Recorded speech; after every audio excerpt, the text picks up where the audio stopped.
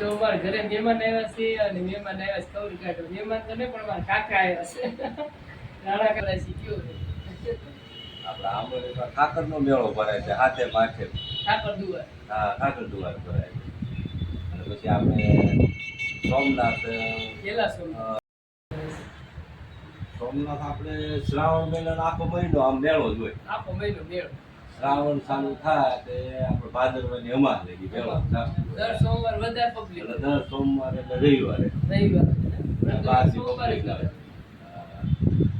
અને એ તો જગ્યાએ મોટી છે ને ક્યાં ક્યાંથી માણસો દર્શન કરવા પેલા સોમનાથ મંદિરનું આપણે જે આ સોમનાથ રહ્યું ને આપણે મોટું સોમનાથ પાટણ કહીએ એની હારવારે આ મંદિરનું નામ છે. હે હા, જેટલો એનો મહિમા છે એટલો લાગે છે.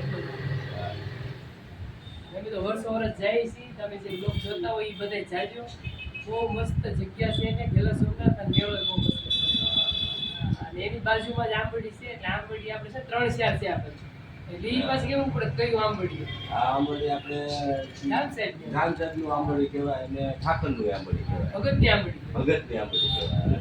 ભગતની આંબડી તો એટલે ચોક્કસ જાજો અમારા ગામમાં મેળો ભરાય છે ગોકુળા છે ગોકુળ આઠે અને કેડિયાથી ધજા આવે ખાસ તો એ ધજાના દર્શન કરવાનું છે હા મહત્વ મહત્વ આપ્યું. ઈ જ છે કેમ કે અમે તો છે ને ગામમાં જાય 5 વાગે જ જાય સવારમાં તો 12 થી બધા આવ્યા હોય ને જે ભરવાડના ભાઈ બધા ગળતી જેટલી હોય તે આપણે પગ દેવાની જગ્યા ન હોય. પબ્લિક જ એટલું ભેગું હા, થાય. એટલું પબ્લિક ભેગું થાય એટલે 5 વાગે જાય ધજા આવે દર્શન પાંચ વાગ્યાના થાય ધજા આવે.